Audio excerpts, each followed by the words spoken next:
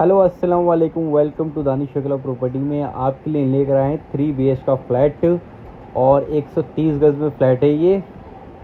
और जैसे आप देख सकते हैं एंट्री करके लॉबी स्पेस है और उसमें 3 बाथरूम हैं और सेमी फर्निश फ्लैट है। जैसे आप देख सकते हैं बेड वेड अलमीरा सब कुछ है इसके अंदर और डाइनिंग टेबल सब कुछ है और 1 बालकनी है, गवर्नमेंट मीटर है और कार पार्किंग है विद लिफ्ट है।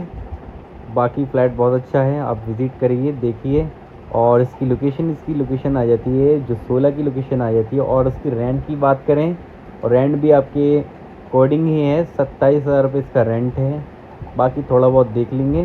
फ़्लैट बहुत अच्छा है, ज़बरदस्त फ़्लैट है और इंशाल्लाह और भी फ़्लैट्स हैं, मैं और अपलोड कर रहा हूँ वीडियो, उसको भी विज़िट करें और चैनल से सब्सक्राइब करें, लाइक करें, शेयर करें। और भी वीडियो देखने के लिए आप चैनल पे ऐसे ही बने रहें। Thank you so much. इसकी फुल डिटेल आपको बायो में दे देंगे।